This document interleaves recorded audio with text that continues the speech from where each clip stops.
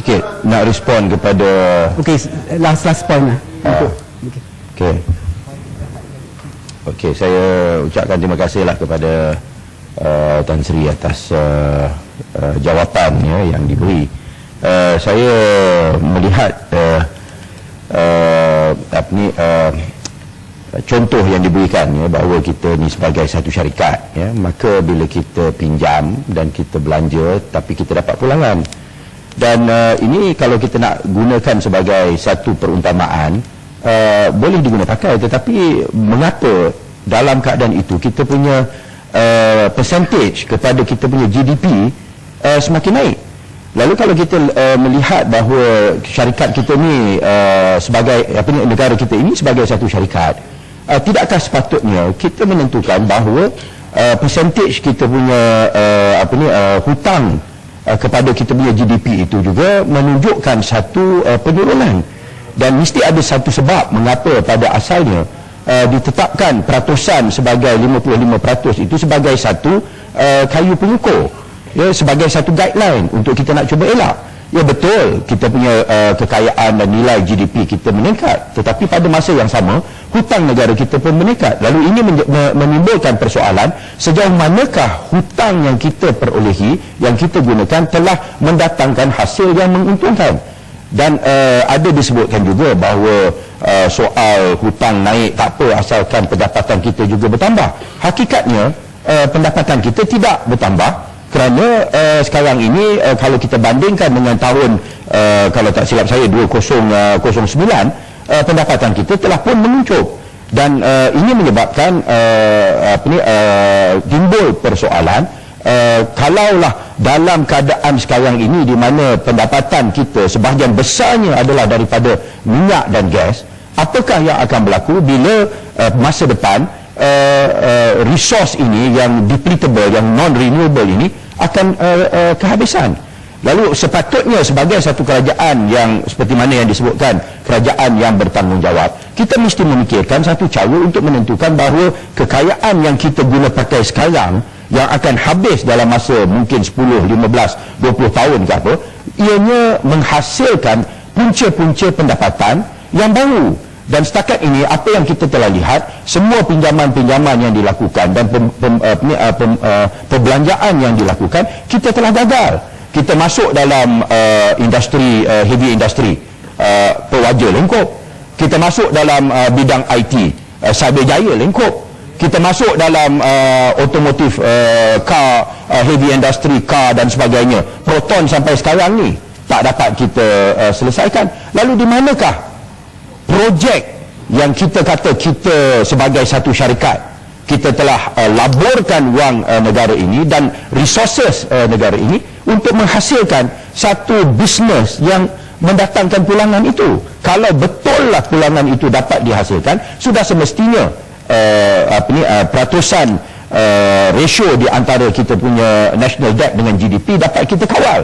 Nampak seolah-olah kita tak kawal, dan saya cukup khawatir dengan jawapan yang diberikan tadi yang lebih awal, iaitu banding dengan Amerika Syarikat, banding dengan Jepun, banding dengan United Kingdom ya, dia punya defisit, dia punya national debt to GDP ratio. Adakah itu jalan yang perlu kita ikuti? Adakah kita juga ingin sampai kepada satu tahap di mana ianya merupakan peratusan yang tinggi dan kita rasa tak apa, tak kisah?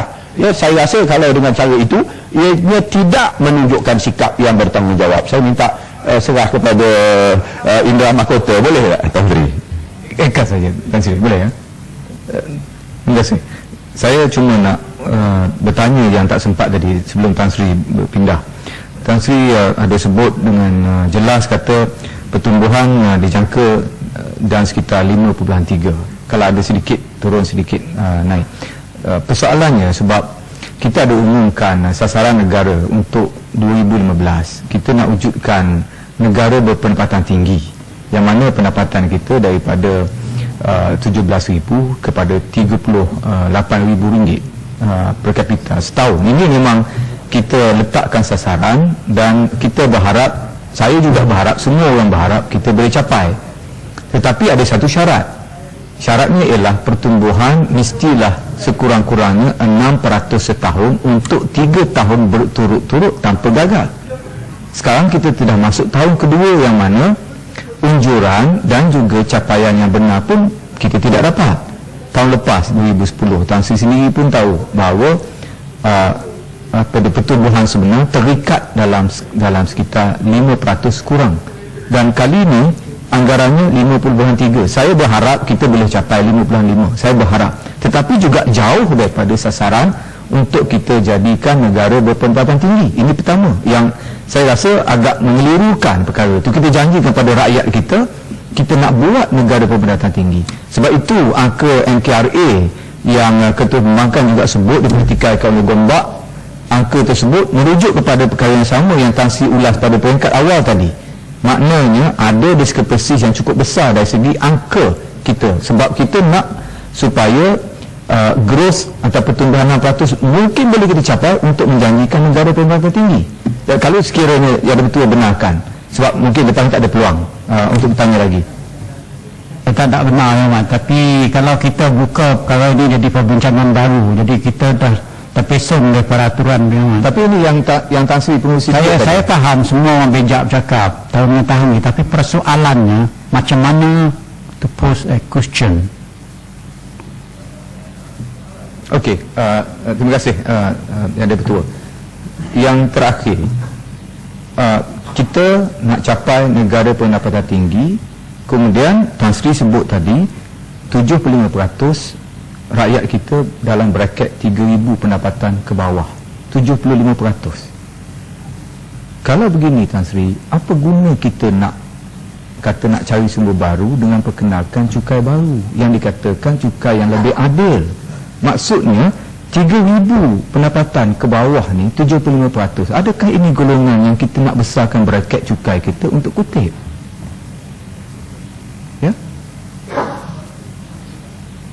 Ya, okey, peratus tu 67%, ya. Okey, whatever peratusan dia, tapi maksudnya adakah kita tahu peratusan itu dalam braket kemiskinan yang pendapatannya kurang? Kita nak gunakan mereka ni sebagai orang kata lebarkan jaring cukai kita ni, nak berkenaikan cukai baru seperti yang kita nak buat ni, GST. Terima kasih. Isu yang dibangkitkan oleh Yang Berhormat Shah Alam tadi tentang perbelanjaan, kita pinjam, mungkin kita pinjam, kita dapat dividen dari Petronas, kita dapat cukai dari Petronas, dan Yang Berhormat Shah Alam kata kita mesti belanja, kita mesti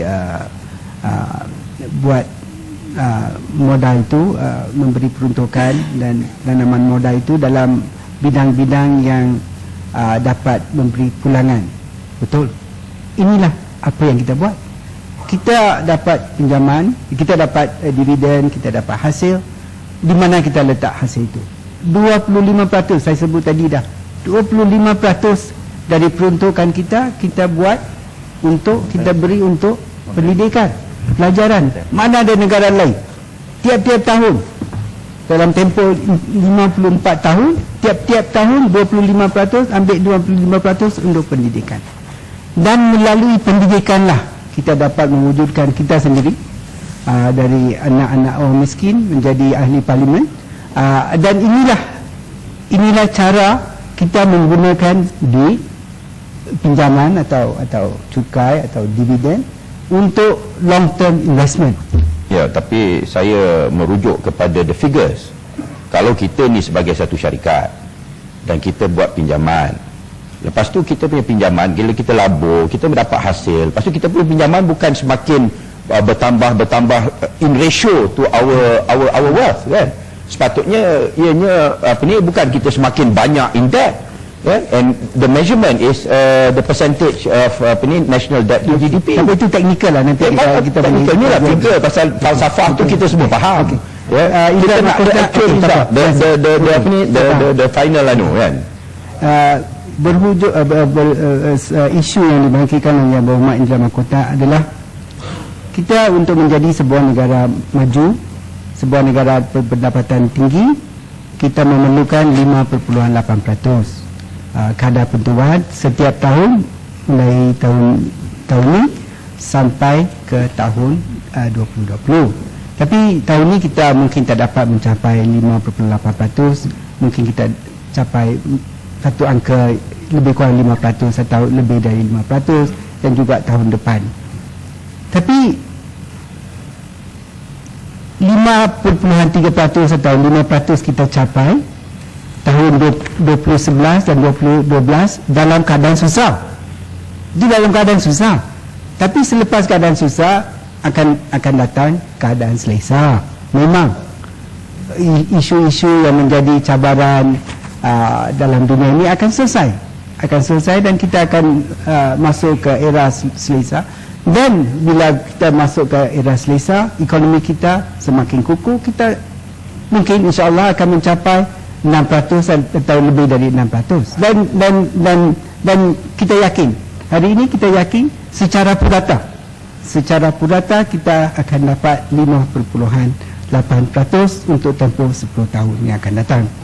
Saya mengalih sedikit kepada isu yang dibangkitkan oleh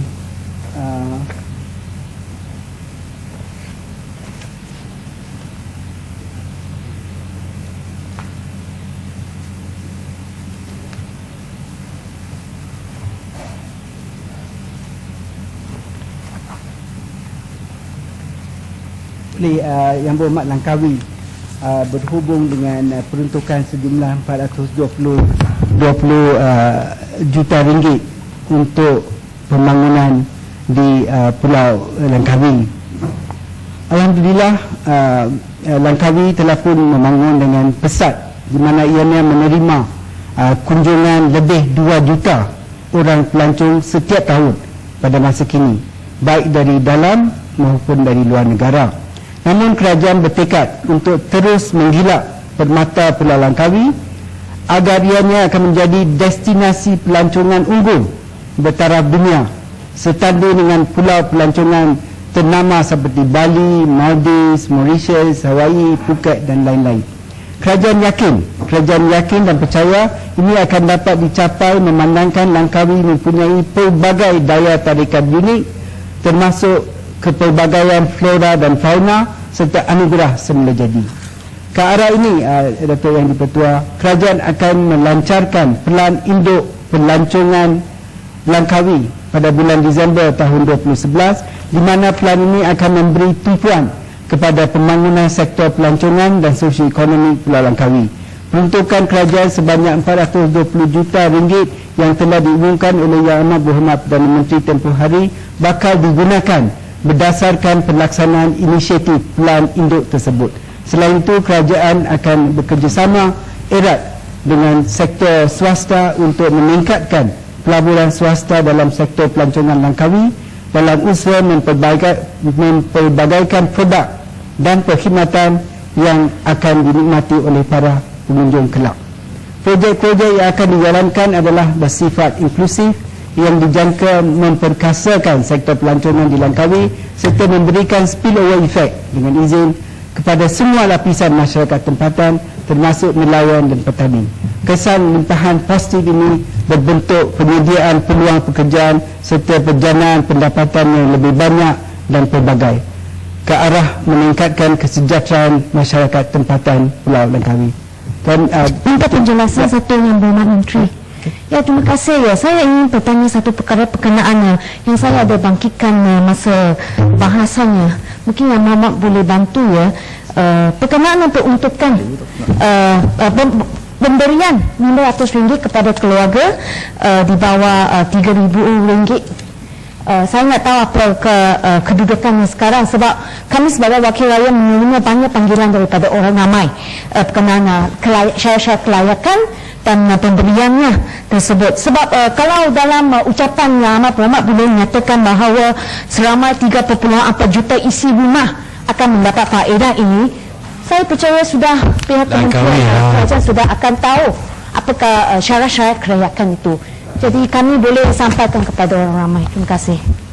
Terima kasih. perkara ini saya jawab dulu. Perkara ini di bawah Kementerian Kewangan, bukan di bawah saya. Terima kasih. Okey, Tan Sri. Saya mengingatkan perkara ini di Pagi Cenang dan Pantai Tengah sebab tempat tumpuan pelancong. Saya harap akan diberi kepada untuk membaik pulih kawasan tersebut dari segi suasana dan juga sampah sarap. Terima kasih. Tan Sri, boleh tambah sikit? Pulau ini Pantai Cenang, Pantai Cenang dan Pantai Tengah dan Pulau Bayak. Boleh tambah sikit, Tan Sri? Saya minta maaf, saya tanyalah pada Tan Sri kerajaan tentang Langkawi ini, tapi saya ingin reverse sedikit, Tan Sri, sedikit saja. Tadi sebab Tan Sri tidak jawab soalan saya tentang defisit tadi itu, saya nak tanya kepada Tan Sri, kepada kerajaan, apakah 55% itu adalah satu angka yang mesti dipertahankan? Sebab sejarah kita, Tan Sri, mula dulu kita hutang siling negara kita ialah lebih kurang 30 bilion, kemudian naik kepada 40%, naik kepada 45%, dan sekarang kita berada pada tahap 55%. Soalan saya yang pertama ialah, apakah 55% itu satu angka yang bagaimanapun tidak boleh diubah, atau kita boleh lagi mampu untuk mengubahnya kepada 60% dan kita masih dalam keadaan yang okey? Itu satu.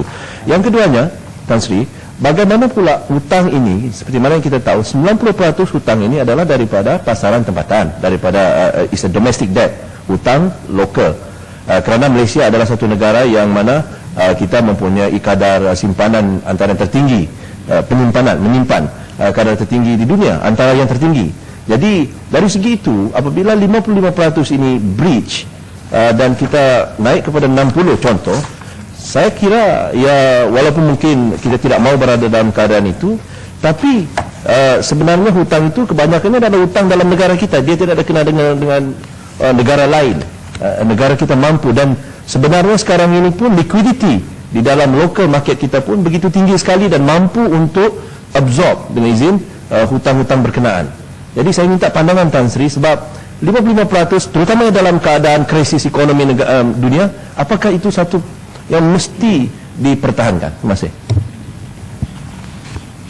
Terima kasih yang berhormat Pelangkawi. Saya mengambil maklum tentang isu itu, dan kita balik kepada isu tadi, semua saya dah alih ke isu lain, tapi tak apa. Nanti Kota Belud, yang berhormat Kota Belud membangkitkan satu isu yang penting sekali. Seperti saya sebut tadi, kita adalah sebuah negara yang memberi keutamaan, yang berpegang kepada pragmatisme dan bukan ideologi.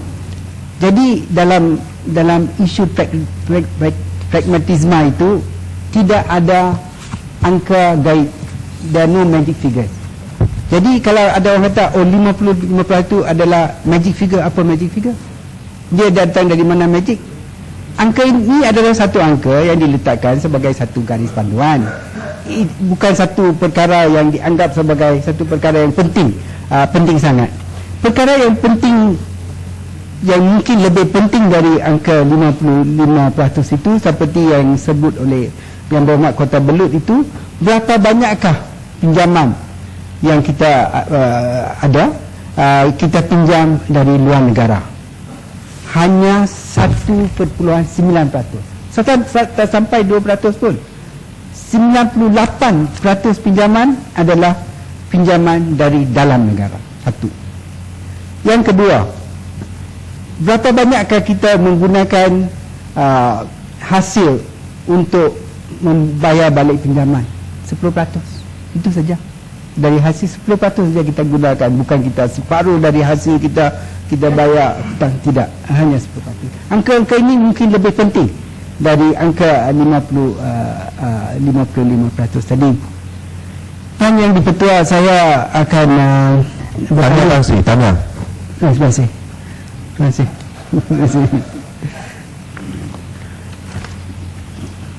Saya akan beralih kepada satu isu yang sikit lagi. dibangkit. Langkawi tadi. Langkawi sikit lagi. Langkawi. Okay. Terima kasih Pak Menteri. Saya dipahamkan Langkawi ada LADA, Lembaga Pembangunan Langkawi, yang mana pengurusi bersamanya ialah Yang Berhormat Menteri Keuangan dan juga Yang Amat Berhormat Menteri Besar. Jadi adakah peruntukan itu nak disalurkan kepada LADA ataupun mempunyai agensi tersendiri untuk laksanakan bagi pihak pembangunan di Langkawi ini. Itu isu yang pertamanya. Yang keduanya, Langkawi ini milik negeri Kedah, tapi baru-baru ini saya lihat ada kenyataan daripada kerajaan negeri Perlis untuk memasukkan seorang lagi lembaga pengarah daripada negeri Perlis sebagai ahli lembaga kepada LADA ni. Adakah pihak kementerian dimaklumkan perkara ini? Terima kasih. Yang berhormat Kuala Kedah, yang 420 ini akan bukan semua ni akan disalurkan melalui LADA, akan disalurkan oleh EPU untuk projek-projek tertentu.